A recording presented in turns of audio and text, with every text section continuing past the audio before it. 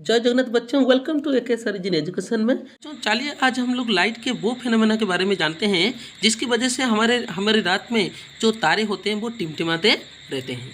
तो बच्चों, तो ये जो फिनोमेना बेसिकली लाइट के साथ जुड़े हुए होता है तो वो होता है हमारा रिफ्लेक्शन ऑफ लाइट। तो चलिए बच्चों, तो जो लाइट की जो सेकेंड हमारा जो पार्ट है जो कि बेसिकली रिफ्लेक्शन से रिलेटेड है, तो उसको हम लोग कंटिन्यू करते हैं। ओके, और आगे बढ़ते हैं। तो जैसे कि आप लोग यहाँ पर देख पा रहे होंगे, जब इस पेंसिल को इस पानी में डाला गया तो देखो वो कैसे मूर्ति हम लोगों को दिखाई पड़ती है। तो आप लोगों को साइड से देखने पर ये सारी बातें आप लोगों को देखने को मिल जाएगा। और अगर किसी भी अगर ग्लास में आप लोग कुछ एक लेमन को डाल देते हैं, एक नींबू को डाल देते हैं, तो वो आपको अगर जाकर उसको आप लोग ऊपर से देखने की कोशिश करेंगे तो वो आपको बड़े होते हुए दिखाई देगा। और एट द सेम चीज़ यहाँ पर ये बच्चे के साथ भी हो रहा है। तो यहाँ पर जो पानी में जो मछली है वो अपने एक्चुअल पोजीशन में किसी दूसरे पोजीशन में उस बच्चे को दिखाई दे रहा है। तो बेसिकली इन सारी फिनोमेना के पीछे लाइट का जो फिनोमेना रिलेटेड होती है तो वो होती है हमारा रिफ्रैक्शन ऑफ लाइट। तो हमें ऐसा लगता है कि लाइट बेसिकली क्या करता है कि स्ट्रेट लाइन में ट्रैवल करता है, लेकिन जब लाइट किसी एक मीडियम में दूसरे मीडियम को जाती है तो वहाँ पर क्या होती है, उसके direction of propagation of light second medium में चेंज हो जाता है। और इसी फिनोमेना का ही हम लोग बोलते हैं बच्चों कि रिफ्रैक्शन ऑफ लाइट। क्या बोलते हैं बच्चों? Refraction of light. तो रिफ्रैक्शन ऑफ लाइट जो कि बेसिकली हर मीडियम में अलग अलग होता है, यानी मीडिया में अलग अलग होता है। जैसे कि केरोसिन में जो लाइट का रिफ्रैक्शन है वो अलग काम करती है, और जो टर्पेरिन होती है तो उसमें भी अलग होती है, और ट्रांसपेरेंट प्लास्टिक स्लैब में भी जो रिफ्रैक्शन ऑफ लाइट होती है वो अलग तरह से बदल जाती है। तो बेसिकली बच्चों यहाँ पर जैसे कि ये वाली पिक्चर में आप लोग देख पा रहे होंगे, तो ये जो पिक्चर यहाँ पर शो की गई है, तो अगर लाइट जैसे कि यहाँ पर एयर मीडियम से नीचे आ रहा है पानी में, तो यहाँ पर हम लोग क्या करेंगे कि ये जो पॉइंट है तो इसे बोलते हैं हम लोग पॉइंट ऑफ इंसिडेंट। तो यहाँ पर ये जो रे आती है तो उसको हम लोग बोलते हैं इंसिडेंट रे। क्या बोलते हैं बच्चों? Incident ray. और यहाँ पर ये जो पॉइंट ऑफ इंसिडेंट से जब पानी के अंदर आती है तो उसे हम लोग बोलते हैं रिफ्रैक्टेड रे। बच्चों क्या बोलते हैं इसे? रिफ्रैक्टेड रे। लेकिन पहले हम लोग उसे क्या बोलते थे, जब ये सेम मीडियम को बाउंस बैक होता था उसे बोलते हैं रिफ्लेक्टेड रे। लेकिन यहाँ पर हम लोग बोलेंगे रिफ्रैक्टेड रे, क्योंकि यहाँ पर ये रिफ्लेक्ट ना होकर पानी के अंदर चला गया है। और इसी पॉइंट पर ये जो नॉर्मल ड्रॉ किया गया है, परपेंडिकुलर ड्रॉ किया गया है, तो वो बेसिकली क्या है कि इन दोनों के साथ क्या करती है कि यहाँ पर लाए करती है। और ये जो इंसिडेंट रे इस नॉर्मल के साथ जो एंगल बनाती है उसे बोलते हैं हम लोग इंसिडेंट एंगल, यानी एंगल ऑफ इंसिडेंट। और ये जो रिफ्रैक्टेड रे यहाँ पर जो नॉर्मल के साथ जो एंगल बनाती है तो उसका हम लोग बोलते हैं एंगल ऑफ रिफ्रैक्शन। और बेसिकली ये दोनों चीज़ों में यानी दोनों केसेस में क्या होती है कि जो एंगल ऑफ इंसिडेंट है तो यहाँ पर एंगल ऑफ रिफ्रैक्शन से क्या होगा कि थोड़ी ही बड़ा होगा।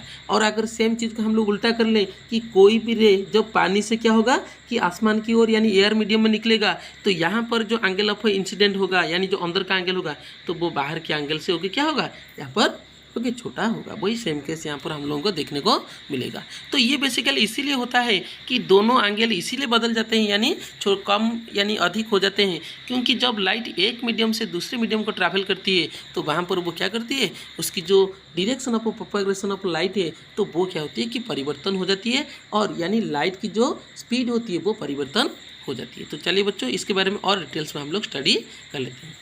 तो जैसे कि आप लोग यहाँ पर देख पा रहे होंगे कि अगर आप लोग किसी कॉइन को डालेंगे या कोई नींबू को यहाँ पर पानी में डालेंगे तो नींबू आप लोग बड़े होते हुए दिखाई देगा, और अगर कोई पेंसिल को पानी में डालकर आप लोग देखेंगे तो वो भी आपको मुड़ती हुई दिखाई देगा। और अगर आप लोग क्या करेंगे कि एक कॉइन को अगर पानी में रखकर देखने को लगेंगे तो आप लोग देखेंगे कि क्योंकि वो जो कॉइन है वो एक्चुअल अपनी सही पोजीशन में नहीं होगा। जैसे कि आप लोग यहाँ पर पिक्चर में देख पा रहे होंगे, तो हम लोग क्या करेंगे कि कॉइन की जो अलग जो पोजीशन है वो हमें दिखाई देगी, जो कि उसके एक्चुअल पोजीशन में थोड़े ही ऊपर होगी। यानी कोई भी चीज़ क्या होगी हमारे ऊपर वो यहाँ पर पानी में उसके थोड़ी सी ऊपर दिखाई पड़ेगी। तो ऐसा क्यों होता है बच्चों? तो light reflected coming from the submerged coin यानी वाटर में, तो वाटर में से क्या करती है कि जब पानी पानी के अंदर से ये जो लाइट होती है वो बाहर आती है on entering the air medium, तो वहाँ पर क्या होती है कि ये थोड़ी सी बेंड हो जाती है। क्या हो जाती है बच्चों? कि बेंड हो जाती है, and the image size becomes larger than the actual size. तो ये जो इमेज का साइज होती है तो वो बेसिकली क्या होती है कि एक्चुअल साइज से थोड़ी सी बड़े हो जाती है। thus the coin appear to be closer than the actual distance. तो इसकी वजह से क्या होती है कि कॉइल एक्चुअल डिस्टेंस से हमें थोड़ी ही पास हम लोगों को देखने को मिल जाती है। तो यहाँ पर अगर हम लोग कंपेयर करें यहाँ पर एयर मीडियम और वाटर मीडियम को, तो बेसिकली यहाँ पर जो एयर मीडियम है तो वो होती है एक रेयरर मीडियम, यानी जो कि लाइट को कम मुड़ता है, लेकिन यहाँ पर जो वाटर है तो वो एक डेंसर मीडियम होगा, यानी जो लाइट को एयर के तुलना में बहुत ही ज़्यादा मुड़ता है। तो इसके बारे में हम लोग आगे भी डिटेल में स्टडी करने वाले हैं। तो ये थी हमारा एक experiment to demonstrate the reflection of the light. तो आप चाहे बच्चों तो इसे घर में भी कर सकते हैं। तो घर में करने के लिए मैं आपको एक तरीका यहाँ पर बताता हूँ। सबसे पहले तो आप लोग एक कप या बाउल लीजिए और उसके बाद उसमें डालिए एक कॉइन। क्या डालिए बच्चों? एक कॉइन डालिए और वहीं से अपनी पोजीशन से थोड़ी ही पीछे जाए जब तक आप लोगों को ये कॉइन दिखाई ना देगा। और अपने दोस्त को बोलिए कि उसमें अब वो पानी डाले। तो जब भी वो आप लोग दोस्त धीरे धीरे क्या करेगा कि पानी डालेगा, और जिसमें पानी की मात्रा जितनी बढ़ती जाएगी तो कुछ देर बाद आप लोग देखेंगे कि वो कॉइन क्या होगी आप लोगों को दिखाई पड़ेगी। तो ऐसा इसीलिए हुआ बच्चों, जैसे कि हमने ये फिनोमेना में जाना कि जो यहाँ पर जो वाटर हमने डाला तो इसकी वजह से लाइट बेंड हो गई, और यहाँ पर स्लो होने की वजह से तो यहाँ पर जो कॉइन की एक्चुअल पोजीशन है वो थोड़ी सी ऊपर आकर हम लोगों को दिखाई दी। तो आप चाहे तो ये वाला एक्सपेरिमेंट भी घर में कर सकते हैं। तो चलिए बच्चों, अब हम लोग देखते हैं कि एक अनदर एक्सपेरिमेंट जिसमें कि हम लोग क्या करेंगे, एक ग्लास स्लैब दिख रहे हैं बच्चों, यहाँ पर एक ग्लास स्लैब को लेकर हम लोग क्या करेंगे यहाँ पर कि जो रिफ्लेक्शन ऑफ लाइट है उसको टेस्ट करेंगे। तो जैसे कि आप लोग देख पा रहे होंगे, अगर एक जो लाइन है अगर उसको हम लोग स्ट्रेट डालेंगे, यानी इस ग्लास स्लैब के इससे पर 90 डिग्री में डालेंगे तो वो हम लोगों को या वो वर्टिकली हो या हॉरिजॉन्टली हो, तो दोनों केस में वो हमें क्या दिखाई देगी बच्चों, ये हमें सीधा दिखाई देगी। तो इसका मतलब ये है कि जब 90 डिग्री में कोई रेज इसके ऊपर डाली जाएगी तो वो अपने एंगल चेंज नहीं करेंगे। लेकिन अगर हम लोग थोड़ी सी मुड़कर आगे यानी जो इंक्लाइंड में यानी एंगल थोड़ी सी देखकर अगर कोई लाइन ड्रा करेंगे और ग्लास स्लैब रखेंगे तो हम लोगों को यहाँ पर जो ये जो लाइन है थोड़ी सी मुड़ती हुई दिखाई पड़ेगी। तो बेसिकली ये क्यों होती है कि ये जो कारण होती है इसके पीछे, तो वो होती है हमारा रिफ्रैक्शन ऑफ लाइट। तो चलिए बच्चों, अब हम लोग देख लेते हैं कि refraction through a rectangular glass. तो जैसे कि आप लोग यहाँ पर पिक्चर में देख पा रहे होंगे, एक लाइट जो कि रे इंसिडेंट रे EF जो कि बेसिकली इस ग्लास स्लैब के ऊपर पड़ रहा है, और ये जो ग्लास स्लैब जिस पॉइंट पर वो पड़ रहा है तो इस पॉइंट पर हमने एक नॉर्मल को ड्रा किया है जो कि N और इंडिया से। तो यहाँ पर जो एंगल बन रहा है कि I1 और यहाँ पर जो रिफ्रैक्शन एंगल बन रहा है तो वो है हमारा R1। तो इन दोनों में अगर हम लोग कंपेयर करेंगे तो हम लोग देखेंगे कि जो एंगल ऑफ इंसिडेंट है तो ये एंगल ऑफ रिफ्रैक्शन से क्या है कि थोड़ी सी अधिक है। और सेम पोजीशन में ये जो लाइट क्या करेगी, यहाँ पर ये जो नॉर्मल हमने ड्रा की है तो ये नॉर्मल से नॉर्मल के थोड़ी ही पास आकर ये बेंड होती हुई दिखाई पड़ेगी और यहाँ पर ये बाहर निकल जाएगी, जो कि बेसिकली उसके एक्चुअल पाथ में थोड़ी ही पीछे रह जाएगी। तो यहाँ पर ये जब निकलेगी ये फिर से उसी लाइट की वही रफ्तार को पकड़कर वो आगे चलती जाएगी। और यहाँ पर देखेंगे तो यहाँ पर जो एंगल ऑफ इंसिडेंट है यहाँ पर I2 और यहाँ पर जो एंगल ऑफ रिफ्लेक्शन है तो इन दोनों में भी क्या होगी, बदलाव आएगी। यानी यहाँ पर एंगल ऑफ इंसिडेंट जो एंगल ऑफ रिफ्लेक्शन से क्या होगी बच्चों, तो ये थोड़ी सी क्या होगी, यहाँ पर एंगल ऑफ रिफ्लेक्शन थोड़ी सी बड़ी होगी। तो ये होती है जब एक रेक्टेंगुलर ग्लास स्लैब में जब कोई लाइट एंटर करती है, यानी एक रेयरर मीडियम यानी एयर मीडियम से जब एक डेंसर मीडियम यानी ग्लास स्लैब में एंटर करती है तो लाइट क्या करती है कि अपनी जो ये जो नॉर्मल है तो उसकी ओर थोड़ी सी वो क्लोज आ जाती है, और यहाँ पर इसकी वजह से क्या होती है, लाइट अपनी एक्चुअल पाथ के सीधा पाथ के बदले में ये थोड़ी सी टेढ़ी पाथ यानी थोड़ी सी ज़्यादा पाथ को फॉलो करती है, जिसकी वजह से क्या होती है कि लाइट की स्पीड यहाँ पर कम हो जाती है। तो ये थी बच्चों, जब ग्लास स्लैब के अंदर जब लाइट पास करेगी तो ये सारी फिनोमेना हम लोगों को देखने को मिल जाएगा। और ये वाली सारे पिक्चर्स यहाँ पर दिया गया है, और साइड में ये सारी नोट्स भी हमने बना लिया है जिसे चाहे आप लोग पढ़ सकते हैं, या अपने जो NCERT किताब में है तो वहाँ पर भी इसे डिटेल्स में दिया गया है। तो बच्चों, जब भी आप लोग ये वीडियो देख रहे हैं तो हमसे अपनी मोबाइल को लैंडस्केप मोड में डालिए ताकि आप लोग फुल स्क्रीन में कि लेटर अच्छे से आपको विजिबल हो जाए। और अपने पास एक नोट रखिए यानी एक कॉपी रखिए और नोट बनाते चले, जो कि एग्जाम में आपको फर्दर हेल्प करेगा। और अगर वीडियो आपको अच्छी लगी रही तो आप लोगों के कमेंट्स में भी लिख सकते हैं। तो चलिए बच्चों, आगे बढ़ते हैं। तो जैसे कि आपने देखा कि कि यहाँ पर जो स्पीड ऑफ लाइट है वो एक मीडियम से जब दूसरे मीडियम में जाती है तो वो क्या होती है कि चेंज हो जाती है, जो कि बेसिकली आप लोग यहाँ पर देख पा रहे होंगे, जो कि अपने एक्चुअल सीधे रास्ते के बदले में एक क्या कर रहा है कि ज़्यादा रास्ता तय कर रहा है। यानी लाइट की स्पीड अगर सेम रहेगी और वो ज़्यादा पाथ फॉलो करेगी तो यहाँ पर क्या होगी कि उसकी जो समय है वो क्या होगी, जो बढ़ जाएगी। तो आज तक भी यहाँ पर हम लोग अच्छे से इसे एक्सप्लेन करने की कोशिश करेंगे कि ये जो रिफ्रैक्शन होती है तो बेसिकली कौन कौन सी लॉ के ऊपर बेस होती है। तो जैसे कि हम लोग बोलते हैं कि लॉस ऑफ रिफ्रैक्शन, क्या बोलते हैं बच्चों, loss of reflection of light. तो यहाँ पर जो रिफ्रैक्शन ऑफ लाइट होती है उसके लिए दो लॉज है। सबसे पहला वाला लॉ क्या है, द इंसिडेंट रे और the refracted ray and the normal to the interference of two transparent media at the point of incident all lie in a same plane, यानी सभी ये एक ही प्लेन में अवस्थान करते हैं। और जो सेकेंड लॉ ये कहता है कि जो एंगल साइन और जो साइन का आई और एंगल साइन का आर, तो ये जो दोनों एंगल बनेंगे तो यहाँ पर अगर यहाँ पर साइन का वैल्यू हम लोग दोनों का निकालेंगे तो हमेशा उनकी रेशियो क्या आएगी, एक कांस्टेंट आएगी। क्या आएगी बच्चों, कांस्टेंट। कांस्टेंट का मतलब यहाँ पर ये है ये कोई भी नंबर आएगी, चाहे वो डेसिमल में हो या वो किसी भी न्यूमेरिकल वैल्यू हो, तो वहाँ पर आएगी। और इसी को ही हम लोग बोलते हैं स्नेल्स लॉ। क्या बोलते हैं बच्चों, स्नेल्स लॉ। और ये जो हमारा ये जो साइन का जो एंगल है बेसिकली आई का, तो ये 0 से 90 के बीच में लाया करता है। और the constant value of the ये जो कांस्टेंट वैल्यू होती है इसको हम लोग बोलते हैं रिफ्रैक्टिव इंडेक्स। क्या बोलते हैं बच्चों, refractive index of the second medium with respect to the first medium. तो ये जो सेकेंड मीडियम है उसकी रिफ्रैक्टिव इंडेक्स फर्स्ट मीडियम के साथ कंपेयर किया जाता है। तो ये थी बच्चों कि laws of reflection of light, यानी इसमें हमने जाना कि जो इंसिडेंट रे, रिफ्लेक्टेड रे और जो नॉर्मल होते हैं जो पॉइंट ऑफ इंसिडेंस में क्या करते हैं कि लाई करते हैं, तो ये तीनों के तीनों क्या करते हैं, एक सेम प्लेन में लाई करते हैं। और यहाँ पर जो साइन एंगल आई और यहाँ पर साइन का एंगल आर को अगर दोनों का रेशियो लेंगे तो उसका जो वैल्यू है हमेशा एक कांस्टेंट आएगी, जिसे कि हम लोग क्या बोलते हैं बच्चों, रिफ्रैक्टिव इंडेक्स। तो चलिए बच्चों आगे बढ़ते हैं और जान लेते हैं कि जो रिफ्रैक्टिव इंडेक्स जिसको बेसिकली हम लोग स्मॉल एन के द्वारा रिप्रेजेंट करते हैं तो वो क्या होती है। तो the ratio of the speed of the light in a pair media. Pair media मतलब दोनों मीडियम में लाइट की स्पीड को जो रेशियो होती है तो उसी को ही बेसिकली हम लोग यहाँ पर रिप्रेजेंट करेंगे रिफ्रैक्टिव इंडेक्स के द्वारा। It is use to measure the change in the direction of the light occurring in two media. तो दोनों मीडिया में लाइट की डायरेक्शन कितनी बदल रही है तो उसी को ही जानने के लिए हम लोग रिफ्रैक्टिव इंडेक्स का इस्तेमाल करेंगे। जैसे कि हमें पता है कि light travels fastest in vacuum, यानी शून्य में क्या करता है ये 3 × 10⁸ मीटर पर सेकेंड की स्पीड में लाइट सबसे फास्टेस्ट मीडियम के फास्टेस्ट तरीके से ये क्या करता है, ट्रैवल करता है।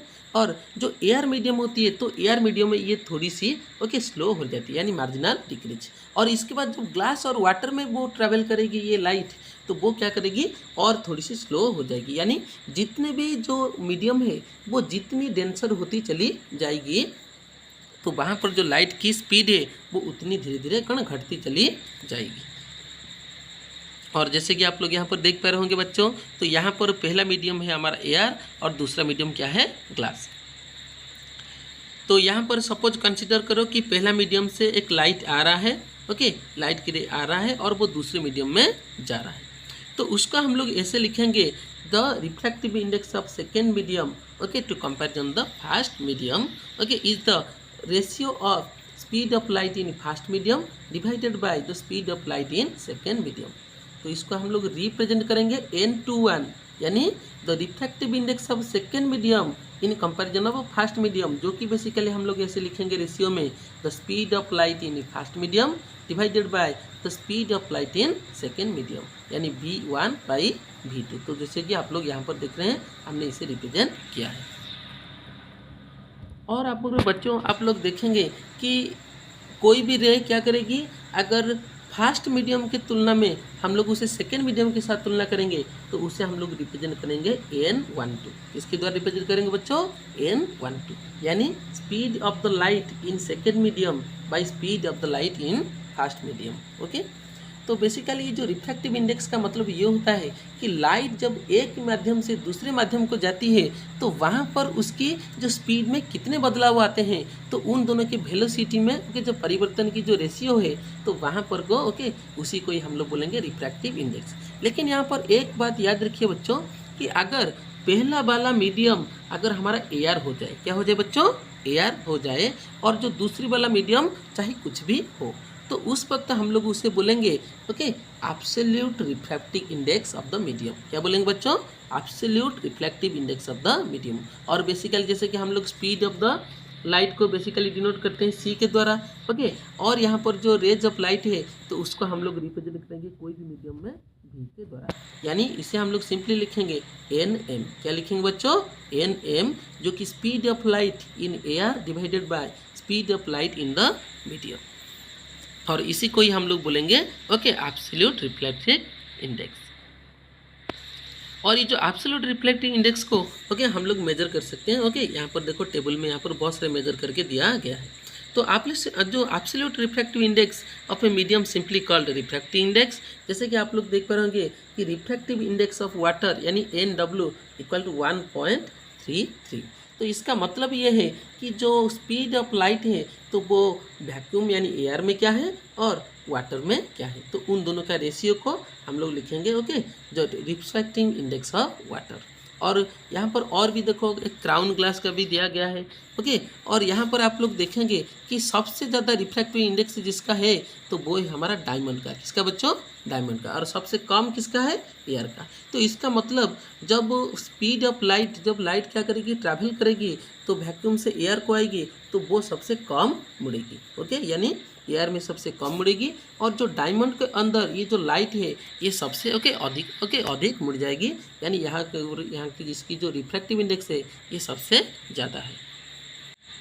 लेकिन बच्चों यहाँ पर गौर करने की बात ये है कि अगर हम लोग क्या करेंगे कि वाटर और केरोसिन को लेंगे और इन दोनों को अगर मिलाएंगे तो हम लोग देखेंगे कि केरोसिन पानी के ऊपर क्या करने लगेगा कि तैरने लगेगा। तो ऐसा इसीलिए होता है कि जो केरोसिन होती है उसकी डेंसिटी वाटर के तुलना में बहुत ही कम होती है, क्योंकि केरोसिन का जो डेंसिटी जो कि बेसिकली डिपेंड करता है मास पर वॉल्यूम यानी मास के ऊपर डिपेंड करता है, तो उसकी वजह से केरोसिन क्या करने लगता है कि फ्लोट करने लगता है। लेकिन इसी चीज़ को अगर हम लोग क्या करेंगे ऑप्टिक्स यानी लाइट के साथ जुड़ कर देखेंगे, तो अगर हम लोग क्या करेंगे कि वाटर में लाइट को पास कराएंगे एयर मीडियम से और केरोसिन में ओके लाइट को पास कराएंगे के एयर मीडियम से, तो हम लोग देखेंगे यहाँ पर जो केरोसिन है वो लाइट को सबसे ज़्यादा मुड़ेगा और यहाँ पर जो वाटर है वो सबसे जो केरोसिन से क्या करेगा कि कम मुड़ेगा। यानी यहाँ पर जो वाटर की रिफ्रैक्टिव इंडेक्स है वो केरोसिन के रिफ्रैक्टिव इंडेक्स की तुलना में बहुत ही कम होती है।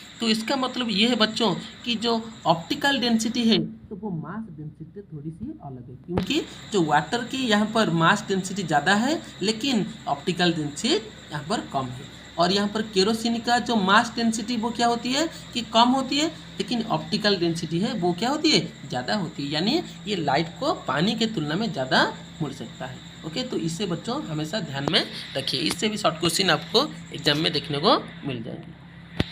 तो चलिए बच्चों अब हम लोग इन दोनों कंडीशन को जरा एक बार देख लेते हैं। तो जैसे कि आप लोग यहाँ पर देख पा रहे होंगे कोई भी रेयर मीडियम में ओके, जैसे कि यहाँ पर लेफ्ट साइड में अगर कोई भी आप लोग डेंसर मीडियम से ओके एक रेयर मीडियम में जा रहे हैं, जैसे कि पानी से अगर आप लोग एयर की ओर जा रहे हैं तो आपकी ये जो रे है वो नॉर्मल के पास होगी, और जैसे ही आप लोग पानी से निकलेंगे तो वो अपनी ये जो नॉर्मल है तो वहाँ से दूर जाती हुई ओके लगेगी। इसका मतलब क्या है देखो कि the medium of larger refractive index is optically okay denser, यानी जिसका रिफ्रैक्टिव इंडेक्स सबसे ज़्यादा है ओके तो वो ऑप्टिकली डेंसर है, और जिसका जो रिफ्रैक्टिव इंडेक्स लो है वो ऑप्टिकली रेयर है। जैसे कि आप लोग यहाँ पर टेबल में देख सकते हैं, जिसका रिफ्रैक्टिव इंडेक्स कम है तो वो ऑप्टिकली क्या है रेयरर है, और जिसका रिफ्रैक्टिव इंडेक्स सबसे ज़्यादा है तो वो क्या है ऑप्टिकली डेंसर है। तो ऑप्टिकली डेंसर और मास डेंसर में फ़र्क होती है, जैसे कि हमने यहाँ पर एग्जाम्पल में देखा। और ये जो स्पीड ऑफ लाइट जो कि क्या है यहाँ पर, जैसे कि हमने देखा कि रेयर और मीडियम में ज़्यादा होती है और ये नॉर्मल से दूर जाती है, लेकिन जब ये डेंसर मीडियम में होता है तो वो नॉर्मल की पास और ओके आती है। तो दोनों कंडीशन में आप लोग यहाँ पर देख पाएंगे। यहाँ पर जो पहला मीडियम में हमारा रेयरर है, तो रेयरर में ये क्या है कि नॉर्मल से ओके दूर है, लेकिन यहाँ पर जैसे ही वो डेंसर मीडियम में जाएगा तो वो धीरे धीरे क्या करने लगेगी, ओके नॉर्मल के पास आने लगेगी, यानी जो स्पीड ऑफ जो लाइट है यहाँ पर थोड़ी सी स्लो होती है हम लोगों को देखने को मिल जाएगी। तो चलिए बच्चों आगे बढ़ते हैं और हम लोग देखते हैं कि ये जो रिफ्रैक्शन है वो ये जो बहुत सारे जो ग्लास है, वाटर है, तो इनके द्वारा कैसे काम में आती है। तो बच्चों अब हम लोग डिस्कस करेंगे कि रिफ्रैक्शन बाय स्पेरिकल लेंस। तो स्पेरिकल लेंस बेसिकली क्या होता है कि एक जो स्पीयर होती है तो उसका ही पार्ट होती है। तो स्पेरिकल लेंस होता क्या है, उससे पहले हम लोग जान लेते हैं कि लेंस होता क्या है। A transparent material bound by two surface of which one or both surface are spherical okay forms a lens. अगर कोई भी एक मटेरियल है जिसका कि दो सरफेस या एक सरफेस एक ट्रांसपेरेंट स्पेरिकल है तो उसे हम लोग बोलेंगे लेंस। तो the glass used for okay used in spectacle and magnifying glass used by okay the watch makers are example of lens. जैसे कि आप लोग देख पा होंगे एक वॉच मेकर अपने आंखों में यहाँ पर ओके ये जो ग्लास मैग्नीफाइंग ग्लास का यूज कर रहा है, तो बेसिकली इसे ही हम लोग बोलते हैं लेंस। और यहाँ पर वेरियस टाइप्स ऑफ लेंस आप लोग देखने को मिल जाएगी कि ये है हमारा plano okay convex, plano convex lens, यानी एक साइड जो है वो कॉन्वेक्स है और दूसरी साइड क्या है हमारा प्लेन है। और यहाँ पर प्लानो कॉन्केव, यानी यहाँ पर एक जो साइड है तो ये अंदर की ओर है, ये है हमारा कॉन्केव, और ये एक साइड क्या है यहाँ पर प्लेन है तो प्लानो कॉन्केव। ये यहाँ पर ये क्या है बेसिकली बाई कॉन्केव, यानी दोनों साइड हम लोगों को कॉन्केव देखने को मिल जाएगी। और ये है हमारा बाई कॉन्केव, यानी हमारा ओके दोनों साइड हम लोगों को कॉन्केव होती हुई यहाँ पर देख जाएगी। तो बेसिकली हम लोग इस बाई कॉन्वेक्स और बाई कॉन्केव ये दोनों लेंस के बारे में इस चैप्टर में ओके पूरी तरह से स्टडी करेंगे। तो चलिए बच्चों इसे देख लेते हैं। तो यहाँ पर आप लोग देखेंगे कि ये जो हमारा जो कॉन्वेक्स लेंस है ओके अगर इसके ऊपर अगर हम लोग पैरेलल रेस डालेंगे ओके तो ये क्या करेगी, सारी रेस को ओके मुड़कर एक ही जगह पर लाने की कोशिश करेगी ओके। और जो उसी के सेम टाइम जब अगर हम लोग को इस कॉन्केव लेंस के ऊपर पैरेलल बीम्स को ओके हम लोग क्या करेंगे छोड़ेंगे, तो वहाँ पर ये लाइट को ओके डाइवर्स करती हुई हम लोगों को देखने को मिल जाएगी। तो इसी कारण की वजह से ये जो कन्वेक्स लेंस होती है तो उसका हम लोग बोलते हैं ओके यानी कन्वर्जिंग लेंस, जो कि बेसिकली क्या होती है कि डबल कन्वेक्स लेंस, यानी दोनों साइड का इसका क्या होती है कन्वेक्स होती है। और वही सेम केस में ये जो कॉन्केव लेंस होती है इसको हम लोग बोलते हैं डाइवर्जिंग लेंस, जो कि बेसिकली लाइट को ओके दूर फेंकने का काम करती है। और इसीलिए इनकी जो वर्किंग है यानी उनका जो यूज है वो अलग अलग हो जाती है। और इसके बारे में हम लोग और थोड़ी सी डिटेल्स में चलो जानते हैं। तो बेसिकली जो कन्वर्जिंग लेंस होते हैं यानी जो कॉन्वेक्स लेंस और जो डाइवर्जिंग लेंस यानी कॉन्केव लेंस होती है, तो ये दोनों ही क्या होते हैं कि एक जो स्पेरिकल है यानी स्पीयर का पार्ट होते हैं। तो बेसिकली ये दोनों क्योंकि स्पीयर का पार्ट है तो स्पीयर का एक जो सेंटर होती है तो वो हो जाती है इनका centre of curvature of the lens. जैसे कि हमने मिरर में पढ़ा, मिरर जिस स्पेरिक जो स्पीयर का पार्ट है उसका सेंटर को ही हम लोग बोलेंगे okay the centre of curvature of the mirror. लेकिन यहाँ पर हम लोग लेंस के बारे में पढ़ रहे हैं तो इसीलिए हम लोग इसे पढ़ेंगे okay the centre of curvature of the lens. और बेसिकली हम लोग यहाँ पर देखेंगे कि यहाँ पर दो स्पीयर है तो यहाँ पर बेसिकली हम लोग को दो सेंटर्स देखने को मिल जाएंगे ओके बच्चों, यहाँ पर ध्यान से देखो। तो जो इमेजिन और जो ये जो लेंस होती है तो लेंस का ये जो सेंटर वाला पॉइंट होती है तो उसको हम लोग बोलते हैं ऑप्टिकल सेंटर। क्या बोलते हैं बच्चों, ऑप्टिकल सेंटर। और ये जो सेंटर ऑफ कर्वेचर और ये जो ऑप्टिकल सेंटर जिस इमेजिनरी लाइन के द्वारा जुड़ते हैं ओके तो इसे हम लोग बोलते हैं प्रिंसिपल एक्सिस। क्या बोलते हैं बच्चों, प्रिंसिपल एक्सिस। तो यहाँ पर ध्यान रखिएगा दोनों सेंटर और ऑप्टिकल सेंटर ओके इन सभी को जो इमेजिनरी लाइन जुड़ती है तो उसे हम लोग बोलते हैं प्रिंसिपल एक्सिस, जो कि दोनों लेंस के लिए ओके बराबर होती है ओके। तो चलो आगे बढ़ते हैं। और यहाँ पर आप लोग एक चीज़ देखेंगे कि ये जो कॉन्वेक्स लेंस है और कॉन्केव लेंस है तो उनकी यहाँ पर जो इफेक्टिव डायमीटर होती है okay the effective diameter of the circular outline तो उसे हम लोग बोलते हैं अपर्चर। क्या बोलते हैं बच्चों, अपर्चर। और ये जो लेंस है वो जितने स्मॉल अपर्चर के होंगे ओके वो उतने क्या होंगे यानी कम रेडियस के कर्वेचर हम लोगों को यहाँ पर देखने को मिलेगी। और जो टू सेंटर से ओके वो हमेशा क्या होते हैं कि इन लेंस में ओके इक्वल डिस्टेंस में होते हैं। तो दोनों सेंटर्स क्या होते हैं बच्चों, इक्वल डिस्टेंस में रहते हैं। और यहाँ पर ये दोनों जो होते हैं कॉन्वेक्स और कॉन्केव लेंस, तो इन दोनों की जो अपर्चर जितनी कम होगी तो ज़्यादातर क्या होगी कि उनकी जो पावर है वो उतनी ज़्यादा होगी। तो चलिए बच्चों आगे बढ़ते हैं। और यहाँ पर आप लोग ये देखिए कि आपने बचपन में ये वाली जो एक्सपेरिमेंट है इसको आपने ज़रूर किया होगा। जैसे कि बच्चों आप लोग यहाँ पर देख पा रहे होंगे कि यहाँ पर एक कॉन्वेक्स लेंस का इस्तेमाल करके यहाँ पर सन की प्रतिबिंब को यहाँ पर केंद्रीभूत करने की कोशिश किया जा रहा है, और जिसकी वजह से यहाँ पर जो पेपर में इग्नाइशन टेम्परेचर बढ़ने की वजह से इसमें आग लग जाती है। और ये वाला एक्सपेरिमेंट आपने ज़रूर किया होगा। तो यूजिंग ए कॉन्वेक्स लेंस हम लोग क्या कर सकते हैं कि सन की एक शार्प ब्राइट रियल इमेज हम लोग यहाँ पर प्रोड्यूस कर सकते हैं, जो कि बेसिकली इस पेपर को जलाने में काम आएगी। और जब दूर से ये जो रेज आते हैं तो वो बेसिकली पैरेलल होकर आती है। क्या होकर आती है बच्चों कि पैरेलल होकर आती है। और ये जो पैरेलल ऑफ द लेंस क्या करती है कि इनकी पैरेलल लेंस को कन्वर्स करके तो यहाँ पर ये जो कन्वेक्स लेंस है वो इस पेपर के ऊपर डालता है। जैसे कि हमने यहाँ पर रे डायग्राम में देखा कि जितने सारे पैरेलल लाइंस यहाँ पर आ रहे हैं, रेज आ रहे हैं, तो उसको बेसिकली कन्वर्ज करके एक ही पॉइंट में केंद्रीभूत कर रहा है। तो क्योंकि यहाँ ये जो कॉन्वेक्स लेंस है ये कन्वर्जिंग लेंस है, तो ये पूरी लाइट को एक जगह पर फोकस करने से ये पेपर जो है वो जलने लगती है। और एट द सेम टाइम ये जो जिस जगह पर ये जो सारी जो बीम को फोकस करता है तो उसका हम लोग बोलते हैं principal focus of the lens. क्या बोलते हैं बच्चों? Principal focus of the lens. तो जहाँ पर प्रिंसिपल ऑफ द फोकस यहाँ पर आप लोग देख पा रहे होंगे कॉन्वेक्स लेंस में, तो कॉन्केव लेंस में वो वाला जो प्रिंसिपल फोकस है वो अपीयर टू मीट जगह पर यहाँ पर तुम लोगों को दिखाई देगी। यानी व्हेन सेवरल फॉल जो rays of parallel light rays falls on concave lens, they undergo refraction from the lens and diverge from a point on the principal axis। तो ये वाली प्रिंसिपल एक्सिस में तो ये वाली पॉइंट हम लोगों को देखने को मिलेगी। This point is known as the principal focus of concave lens. तो यहाँ पर जो प्रिंसिपल फोकस है तो वो यहाँ पर है और यहाँ पर ये प्रिंसिपल फोकस है। तो चलो बच्चों देख लेते हैं। तो क्योंकि यहाँ पर इनकी दोनों सेंटर्स रहती है तो ये एक सेंटर यहाँ पर लाई करती है लेफ्ट साइड में, और सेंटर ऑफ कर्वेचर लाई करती है एक राइट साइड में। तो इसी तरह इनके दो फोकस होते हैं दो फोकस होते हैं जो प्रिंसिपल फोकस, वो भी इनको यहाँ पर हम लोगों को देखने को मिल जाती है। तो जैसे कि देखो यहाँ पर बच्चों, क्योंकि हम लोग यहाँ पर बीम ऑफ लाइट को यहाँ से इस लेंस के ऊपर डाल रहे हैं तो यहाँ पर एक फोकस देखने को मिल जाएगा, और जब वो उसे पार करके अगर कोई पैरेलल जो बीम से वो अगर उसे पार करके उसके एक और दूसरी ओर को जा रहे हैं तो वहाँ पर हम लोग को दूसरा फोकस देखने को मिल जाएगा। तो इसका मतलब ये है कि हम लोग को दोनों ऑपोजिट साइड में दो फोकस यानी प्रिंसिपल फोकस देखने को मिल जाएगा। और ये जो सेंटर ऑफ जो ऑप्टिकल सेंटर होती है, ऑप्टिकल सेंटर और इस फोकस के बीच में जो दूरी होती है उसको हम लोग बोलते हैं फोकल लेंथ। क्या बोलते हैं बच्चों? Focal length. तो चलिए बच्चों इसके बारे में और भी थोड़ी सी जान लेते हैं। तो बेसिकली हम लोग जिस तरह से मिरर में रे डायग्राम का यूज़ करके हमने सारी जो इमेज प्रोड्यूस हुई उसको हमने रिप्रेजेंट किया, तो उसी तरह इसमें भी हम लोग क्या कर सकते हैं, रे डायग्राम का यूज करके हम लोग जो प्रोड्यूस हो रही इमेज को हम लोग शो कर सकते हैं। तो चलिए बच्चों इसे भी थोड़ी सी एक बार देख लीजिए। तो सबसे पहले हम लोग को इन 3 रूल्स को फॉलो करना होगा यानी याद रखना होगा।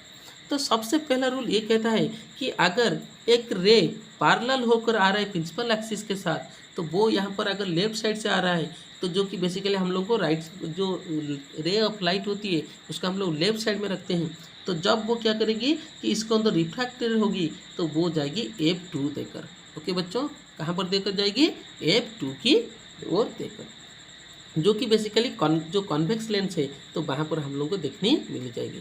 लेकिन अगर वही सेम टाइम पर अगर कोई भी रे अगर पैरेलल होकर आती है प्रिंसिपल एक्सिस के साथ कॉन्केव लेंस में, तो वहाँ पर जो हमारा ये जो लाइट है तो वो हम लोगों को प्रिंसिपल फोकस में मिलती हुई देखने को मिल जाएगी सेम साइड में। लेकिन इस केस में क्या होती है कॉन्वेक्स लेंस में, ये उसके ऑपोजिट साइड में हम लोगों को देखने को मिलती है।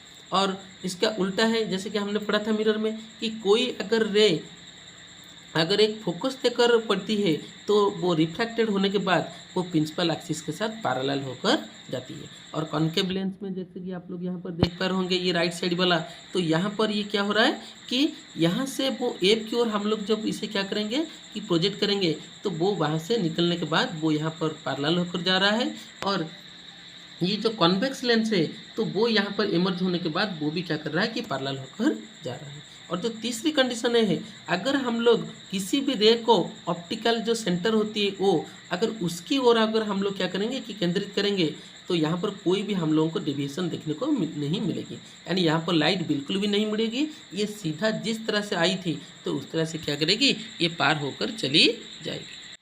तो चलो बच्चों इन्हीं जो रे डायग्राम की जो रूल्स को इस्तेमाल करके हम लोग जो लेंस के द्वारा जो रिफ्रैक्शन के द्वारा जो इमेज यहाँ पर प्रोड्यूस किया जाता है तो उसका हम लोग स्टडी करेंगे।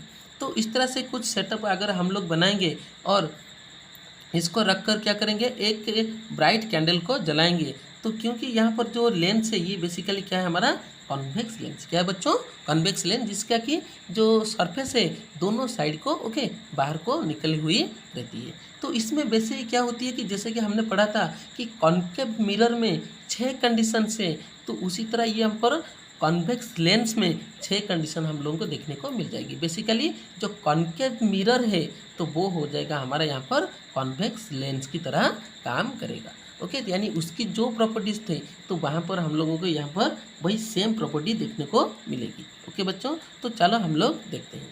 तो सबसे पहले हम लोग क्या करेंगे, जैसे कि आप लोग यहाँ पर नोट में दिया गया है, ओके, तो इस तरह से ड्रा करके हम लोग क्या करेंगे कि ये जो सारी पॉइंट्स है उसको मार्क करेंगे और उसके बाद इन्हीं पॉइंट्स के बीच में ऑब्जेक्ट को रखकर ये जो 6 कंडीशन से यानी जो 6 अवस्थितियाँ हैं तो उनकी जो नेचर ऑफ द इमेज आ रहा है तो उसको हम लोग जानने की कोशिश करेंगे। तो जैसे कि हमने बताया था कि मिरर में कि किस तरह से इसे सेटअप करना है, तो आप लोग वो वाला वीडियो देखकर इसे सेटअप कर सकते हैं। अगर यहाँ पर भी हमने यहाँ पर नोट दे दिया है तो आप लोग इसके ज़रिए भी इसका सेटअप कर सकते हैं। तो हम लोग ये देखेंगे कि अगर कोई ऑब्जेक्ट जब भी क्या है कि एट इन्फिनिटी है यानी बहुत दूरी पर है, सपोज मान लो सूरज है, ओके, और वो कॉन्वेक्स लेंस को अगर हम लोग क्या करेंगे कि वहाँ पर रखेंगे तो उसकी जो इमेज की पोजीशन है वो सेकेंड फोकस यानी सेकेंड प्रिंसिपल फोकस के ऊपर हम लोगों को देखने को मिलेगी। और यहाँ पर जो इमेज की जो साइज होगी तो वो बेसिकली क्या होगी हाईली डिमिनाइज्ड और पॉइंट साइड यानी बहुत ही छोटा होगी और उसकी जो नेचर होगी तो वो रियल एंड इन्वर्टेड होगी। तो चलो इसे एक बार रेक डायग्राम में देख लेते हैं। तो यहाँ पर सपोज सूरज से जो लाइट आ रहा है वो पैरेलल होकर आ रही है प्रिंसिपल एक्सिस से, तो वो जब क्या करेंगे इस लेंस में रिफ्रैक्ट होंगे तो वो एक ही पॉइंट पर आकर केंद्रीभूत हो जाएंगे, यानी यहाँ पर जो इमेज फॉर्म होगी तो वो रियल इन्वर्टेड होगी और उसकी जो साइज होगी वो पॉइंट की तरह होगी। तो चलो बच्चों सेकेंड कंडीशन को देख लेते हैं। तो सेकेंड कंडीशन कहलाता है कि अगर बियॉन्ड 2f1, ओके, यानी जो पहला जो फोकस है तो वहाँ पर अगर हम लोग रखेंगे उसकी थोड़ी सी पीछे, तो हमारा जो इमेज है वो f2 और 2f2 के बीच में हम लोगों को देखने को मिल जाएगी और जो कि बेसिकली छोटा होगी और उसकी नेचर रियल एंड इन्वर्टेड होगी। तो बच्चों यहाँ पर समझने की कोशिश करो कि ये 2f1 और 2f2 होता क्या है। जैसे कि हमने मिरर में जाना था कि ये जो फोकल लेंथ होती है ओके उसके 2 गुना के बराबर ये जो रेडियस जो होती है तो उसका जो रेडियस होती है वो बराबर होती है। तो यहाँ पर भी वही सेम सिचुएशन होगा बच्चों। तो यहाँ पर इसकी जो रेडियस होगी ओके पहला वाला रेडियस ये राइट साइड ये जो लेफ्ट साइड में और जो सेकंड वाला रेडियस यहाँ पर है तो ये दोनों इस फोकल लेंथ की क्या होगी 2 गुने के बराबर होगी। तो इसका मतलब यहाँ पर जो सेंटर तक की जो डिस्टेंस है तो इसको हम लोग 2f1 और यहाँ पर की जो फोकल लेंथ को हम लोग के f1 के द्वारा रिप्रेजेंट करेंगे और यहाँ पर हमने वैसा ही किया है। और आप लोग क्या करेंगे अभी हम लोग इस पहली सेंटर के पीछे अगर रखेंगे किसी ऑब्जेक्ट को ओके जो कि बेसिकली कॉन्वेक्स लेंस में, तो इसको भी हम लोग लिख सकते हैं 2f1 के ओके पीछे अगर हम लोग रखेंगे तो एक रे यहाँ पर पैरेलल होकर जाएगी जो कि बेसिकली यहाँ पर ओके f देकर चली जाएगी और जब भी और दूसरी रे जब जो ऑप्टिकल सेंटर को देकर जाएगी तो वो सीधे चली जाएगी और ये दोनों क्या करेंगे कि जब यहाँ पर क्रॉस करेंगे तो बनेगी हमारे यहाँ पर इमेज जो कि बेसिकली क्या होगा पहली वाली जो ऑब्जेक्ट की जो साइज है थोड़ी सी छोटी होगी और वो रियल एंड इन्वर्टेड होगी। और जो थर्ड कंडीशन है, जैसे कि हमने मिरर में देखा था, कॉनकेव मिरर में, जो कि बेसिकली सेंटर के ऊपर आकर रहता है, तो यहाँ पर जो सेंटर है वो है पहला वाला सेंटर। और जब सेंटर के ऊपर वो रहेगा तो एक रे जब पैरेलल होकर आएगा वो एफ देकर चला जाएगा, F2 देकर, और जो सेकंड वाला जो ऑप्टिकल सेंटर देकर आएगा तो वो भी वही सीधा चला जाएगा, यानी रिफ्लेक्टेड हो जाएगा। और ये जो ऑब्जेक्ट है ए बी, तो उसका इमेज यहाँ पर बनेगा ए बी डैश, यानी ए डैश बी डैश, और ये बनेगा हमारा जो सेकंड सेंटर है वहाँ पर, यानी 2F2 के पास बनेगा। और इन दोनों की जो साइज होगी वो क्या होगी, इक्वल होगी। तो चलिए बच्चों इसको थोड़ी सी टेबल में देख लेते हैं कि अगर 2F1 यानी सेंटर 1 में कोई ऑब्जेक्ट प्लेस्ड है तो वो सेंटर 2 यानी 2F2 में प्रोड्यूस होगी, और उसकी जो साइज होगी वो सेम रहेगी, और जो नेचर ऑफ द इमेज होगी तो वो बेसिकली रहेगी रियल एंड इन्वर्टेड। तो नेक्स्ट कंडीशन को चलो बच्चों देख लेते हैं। तो नेक्स्ट कंडीशन क्या है कि अगर कोई भी ऑब्जेक्ट को अगर हम लोग पहला सेंटर और पहला फोकस के बीच में अगर रख लें तो वहाँ पर क्या होगी कि ये जो रे है तो ये यहाँ पर रिफ्लेक्टेड होने के बाद दोनों रे तो यहाँ पर एक इमेज बनाएगी, जो कि बेसिकली क्या होगी कि थोड़ी सी मैग्नीफाई यानी बड़ा होगी, और नेचर में ये रियल एंड इन्वर्टेड होगी। तो इसको टेबल में यहाँ पर जरा एक बार देख लीजिए बच्चों कि अगर सेंटर 1 और फोकस 1 के बीच में अगर कोई भी ऑब्जेक्ट को रखें तो सेंटर 1 का मतलब क्या है 2F1, तो रखने के बाद जो इमेज फॉर्म होगी तो वो आकर ओके जो सेकंड सेंटर है तो उसके थोड़ी सी पीछे ही होगी, और उसकी जो साइज होगी वो एनलार्ज होगी यानी थोड़ी सी बड़ी होगी, और उसकी जो नेचर ऑफ द इमेज है तो वो होगी रियल एंड इन्वर्टेड। और यहाँ पर जो आखिर दो कंडीशन बच गए, जैसे कि अगर कोई भी ऑब्जेक्ट का अगर हम लोग फोकस में रखेंगे तो वो क्या करेगी कि यहाँ से सीधे चली जाएगी ऑप्टिकल सेंटर के ओर, और अगर पैरेलल होकर जाएगी तो वो F2 देकर चली जाएगी, यानी यहाँ पर जो इमेज है तो वो बहुत ही इन्फिनिटी दूर में जाकर प्रोड्यूस होगी, और उसकी जो साइज होगी तो वो क्या होगी बच्चों कि लार्ज होगी, बहुत ही बड़ा होगी, जैसे कि यहाँ पर आप लोग देख पा रहे होंगे। तो अगर कोई भी फोकस 1 में है तो उसकी इमेज इन्फिनिटी में होगी, और उसकी जो साइज होगी वो इन्फिनिटली लार्ज होगी यानी बहुत लार्ज होगी, और उसकी जो नेचर है वो रियल एंड इन्वर्टेड होगी। तो चलो बच्चों अब आखिरी वाला कंडीशन को हम लोग देख लेते हैं। तो आखिरी वाला कंडीशन ये कहलाता है कि अगर कोई भी ऑब्जेक्ट फोकस 1 और ऑप्टिकल सेंटर के बीच में लाई करता है तो उसकी जो इमेज है वो बहुत ही बड़ी होगी, और वो पहली वाली जो ऑब्जेक्ट की तुलना में उसकी साइज क्या होगी बहुत ही बड़ी होगी। और यहाँ पर एक चीज़ यहाँ पर बच्चों देख लीजिए कि इसकी जो नेचर होगी वो वर्चुअल एंड इरेक्ट होगी। क्या होगी बच्चों कि वर्चुअल और इरेक्ट, यानी उसकी जो साइज होगी हम लोगों को क्या बड़ा दिखाई देगी, और उसकी जो नेचर है वो होगी वर्चुअल एंड इरेक्ट, जो कि बेसिकली क्या होगी कि एनलार्ज पिक्चर के साथ हम लोगों को देखने को मिल जाएगी। तो और इसी प्रॉपर्टी को बेसिकली यूज किया जाता है हमारा ओके कि बहुत सारे चीज़ों के लिए, जैसे कि आप लोग देख पा रहे होंगे कि ये जो इमेज है ये यहाँ पर मिरर के यानी यहाँ पर जो लेंस है तो उसके राइट साइड में ना होकर यहाँ पर उसके जो पीछे है यानी सामने वाले साइड में उसका इमेज फॉर्म हुआ है।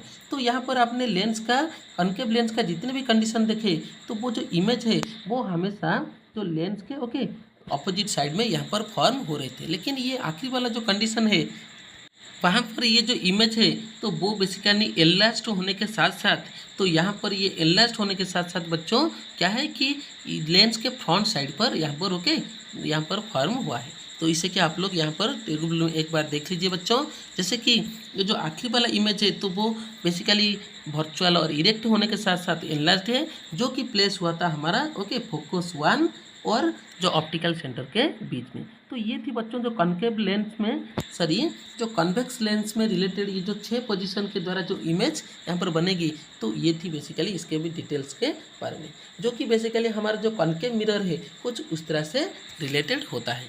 तो अब बच्चों चलो देख लेते हैं कि कॉनकेव लेंस के बारे में। तो ये जो कॉनकेव लेंस होती है तो बेसिकली जो हमारा कॉन्वेक्स मिरर होती है तो उसके साथ रिलेटेड होती है। जैसे कि कॉन्वेक्स मिरर में हमारे 2 कंडीशंस थे, तो वैसे यहाँ पर ये जो कॉनकेव लेंस है तो यहाँ पर हमारे पास 2 कंडीशन है। और जैसे कि आप लोग यहाँ पर देख पा रहे होंगे तो पहला पोजीशन क्या है हमारा ओके एट इन्फिनिटी, और दूसरा कंडीशन क्या है कि between infinity and optical centre.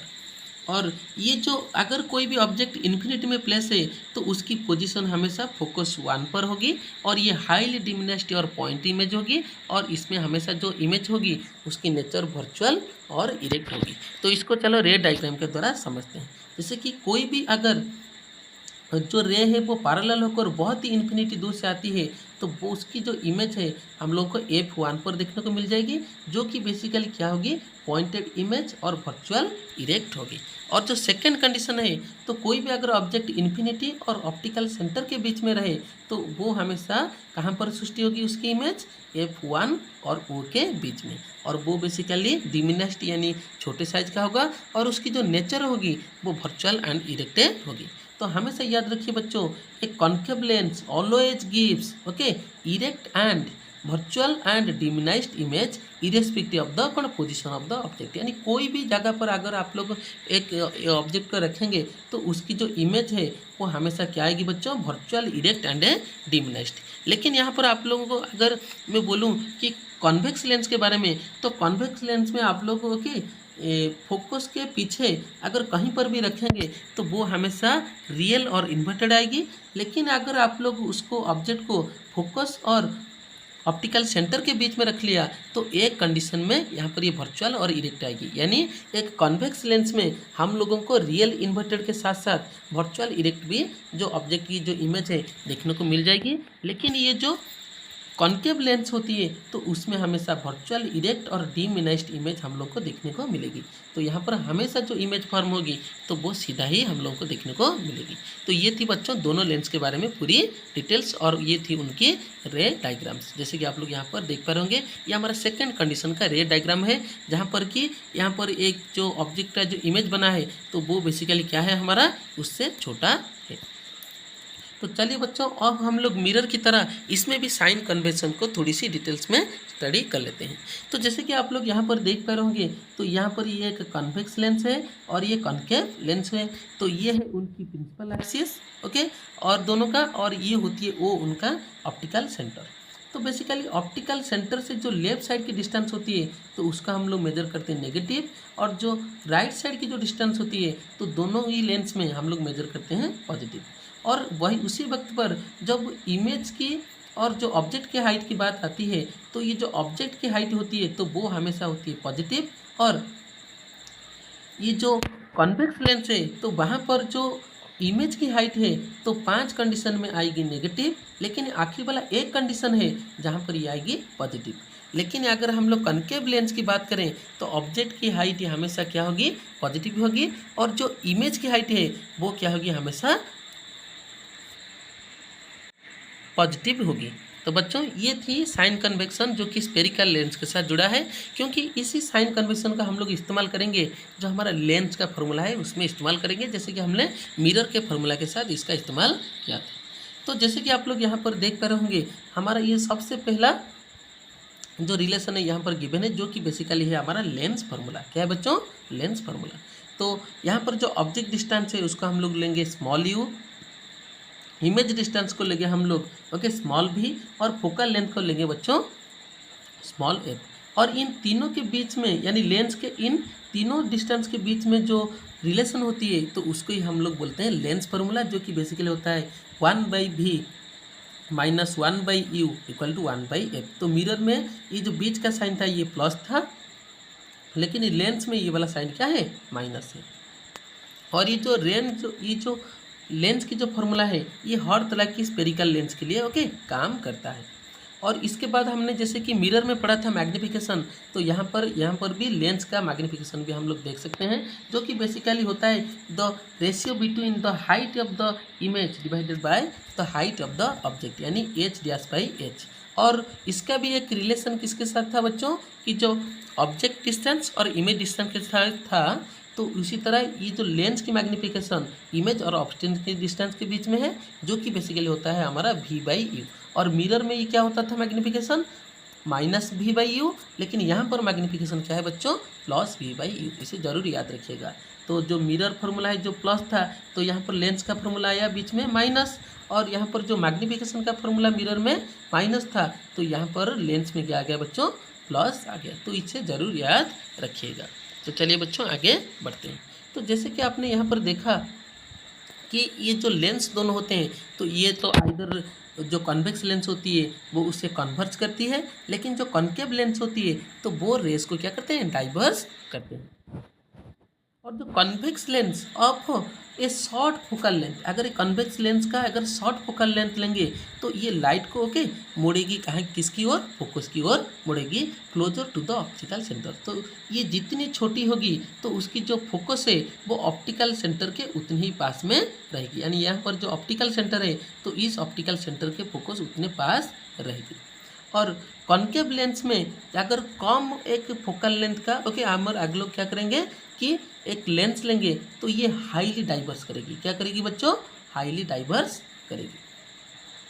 और हाईली डाइवर्स करने के बाद क्या होगी, उसकी जो फोकल लेंथ क्या होगी, जितनी बढ़ती चली जाएगी तो उसकी जो डाइवर्स होती है वो क्या होगी, उठती घटनी जाएगी। यानी जितनी भी इसकी कम फोकल लेंथ होगी तो उसकी जो डाइवर्स करने की मात्रा कॉन्केव लेंस का तो वो क्या हो जाएगी, बढ़ जाएगी। तो इसे बच्चों यूँ समझिए कि जितना छोटा लेंस होगा तो वो उतना ज़्यादा लाइट को बिखर पाएगा, लेकिन जो लेंस की अगर फोकल लेंथ क्या होगी, बढ़ जाएगी तो वो लाइट को उतनी ज़्यादा डाइवर्स नहीं कर पाएगा। जैसे कि यहाँ पर दिया है कि concave lens of very short focal length can cause higher divergence than the longer focal length. Okay बच्चों, तो ये जो लेंस की जो कन्वर्स और जो डाइवर्स करने की ये जो फेनोमेना होती है तो उसको हम लोग बेसिकली एक्सप्रेस करते हैं पावर के द्वारा। किसके द्वारा एक्सप्रेस करते हैं बच्चों, पावर के द्वारा। The degree of convergence and the divergence of the light rays by the lens is expressed as a power. और बेसिकली जो पावर होती है तो उसका हम लोग कैपिटल पी के द्वारा डिफाइन करते हैं, और ये होता है हमारा the reciprocal of the focal length. यानी फोकल लेंथ जितना कम होगा तो लेंथ की पावर क्या होगी बच्चों, उतना ज़्यादा होगी। और फोकल लेंथ का जो यूनिट होती है वो हमेशा मीटर में नापी जाती है। किस में नापी जाती है बच्चों, मीटर में। और ये जो पावर की जो ऐसा यूनिट है, जो स्टैंडर्ड यूनिट है, तो वो होती है हमारा डायोप्टर, जो कि बेसिकली कैपिटल डी के द्वारा लिखी जाती है। तो यहाँ पर क्योंकि ये जो पावर है रेसिप्रोकल ऑफ फोकल लेंथ है, तो हम लोग ऐसे लिख सकते हैं 1 diameter equal to 1 by metre. तो इसका मतलब 1 diameter equal to 1 metre inverse. और अगर किसी भी लेंस का अगर पावर पॉजिटिव आ जाए तो इसका मतलब वो है हमारा कॉन्वेक्स लेंस, और किसी भी लेंस का अगर पावर नेगेटिव आ जाए तो इसका मतलब वो क्या है, हमारा कॉन्केव लेंस। तो इससे बच्चों ध्यान से याद रखिएगा। तो जैसे कि आपने यहाँ पर जाना कि जो पावर है वो हमेशा रेसिप्रोकल ऑफ फोकल लेंथ होती है, यानी किसी भी लेंथ का अगर फोकल लेंथ बढ़ जाए तो उसकी पावर क्या होगी बच्चों, घट जाएगी। सपोज यहाँ पर दिया है कि एक जो लेंस है उसकी जो पावर है वो हमारा +2 डायोप्टर है। तो +2 डायोप्टर है का मतलब क्या है, ये कॉन्वेक्स लेंस है, तो वहाँ पर उसकी फोकल लेंथ का हम लोग निकालेंगे कि उसका जो कि हो जाएगा +50 0.50 मीटर। और वहीं पर अगर किसी लेंस का पावर -2.5 डायोप्टर है तो वो हो जाएगा हमारा कॉन्केव लेंस, और उसकी फोकल लेंथ आ जाएगी बच्चों -0.40 मीटर। तो इसके रिलेटेड, इस टॉपिक से रिलेटेड जितने भी सारे न्यूमेरिकल प्रॉब्लम है उसको हम लोग अलग एक पार्ट के वीडियो में लाने की कोशिश करेंगे। तब तक के लिए आप लोग चैनल के साथ जुड़े रहिए। और अगर किसी भी लेंस को, अगर बहुत सारे लेंस को हमने कंबाइन कर लिया तो उसकी जो पावर है वो क्या हो जाएगी, बढ़ जाएगी। क्या हो जाएगी बच्चों, यहाँ पर बढ़ जाएगी, जैसे कि यहाँ पर आप लोग इस फॉर्मूले के जरिए देख पा रहे होंगे। ओके, और उसी सेम टाइम पर हम लोग क्या करते हैं कि अगर एक जो लेंस है उनकी और भी बहुत सारे तादाद को मिलाएंगे तो उनकी पावर को यहाँ पर इंक्रीज किया जा सकता है। और लेंस की ये जो कॉम्बिनेशन होती है, यानी जो लेंस की पावर को बढ़ाने और घटाने की ये जो प्रक्रिया होती है, तो इसका हम लोग अपने डेली लाइफ में भी इस्तेमाल करते हैं। जैसे कि बच्चों ड्यूरिंग द आई टेस्टिंग, जैसे कि यहाँ पर इस बच्चे का आई टेस्ट हो रहा है, ड्यूरिंग द आई टेस्टिंग जो ऑप्टिशियंस होते हैं they put several corrective lenses to know the power inside the state. जो टेस्टिंग जो स्पेक्टिकल फ्रेम होती है तो उसमें वो पावर चेक करने की कोशिश करते हैं। दस they require the power of the lens calculated by algebraic, जो अलजेब्रिक एडिशन होती है तो उसके द्वारा वो क्या करते हैं, पावर को कंबाइन करते हैं। जैसे कि सपोज इस बच्चे के आंखों में ये जो चश्मा लगा है, सबसे पहले उन्होंने +2 डायोप्टर का एक लेंस डाला, और उसके बाद उसमें उन्होंने 0.25 डायोप्टर का एक लेंस और डाला। तो दोनों मिलने के बाद बच्चों क्या हो जाएगी हमारा प्लस ओके 2.25 यानी दोनों मिलकर यहाँ पर हमारा रिप्रेजेंट होगी। और this simple additive property of power of lens can be used to design a lens system, जो कि बेसिकली हमारा यूज होती है किसके बच्चों कि कैमरा में, माइक्रोस्कोप में और टेलीस्कोप में। क्योंकि ये जो टेलीस्कोप और माइक्रोस्कोप में होती है, इसमें एक सिंगल अगर लेंस का हम लोग यूज़ करेंगे तो वहाँ पर बहुत सारे डिफेक्ट और बहुत सारी असुविधाएं आने की चांसेस होती है। तो इसीलिए इनमें जो सिस्टम का जो लेंस का सिस्टम है तो इन्हीं सब का इस्तेमाल करके ओके ये सारी इंस्ट्रूमेंट बनाया जाता है। तो बच्चों ये थी रिफ्रैक्शन और आपकी जो क्लास 10th की लाइट है तो उसी विषय की ओके पूरी नोट्स और उसकी एनालिसिस। तो इसके बाद जो अगले पार्ट वीडियो आएगी तो उसमें हम लोग ओके इसके रिलेटेड जितने भी सारे कैलकुलेशन और न्यूमेरिकल्स है तो उसको हम लोग वहाँ पर करने की कोशिश करेंगे। तो तब तक के लिए बच्चों चैनल के साथ जुड़े रहिए और आपको पता है कि चैनल के साथ जुड़े रहने के लिए क्या करना होगा। तब तक के लिए अपना सेहत का ख्याल रखिए। मिलते हैं नेक्स्ट वीडियो में बच्चों। जय जगन्नाथ।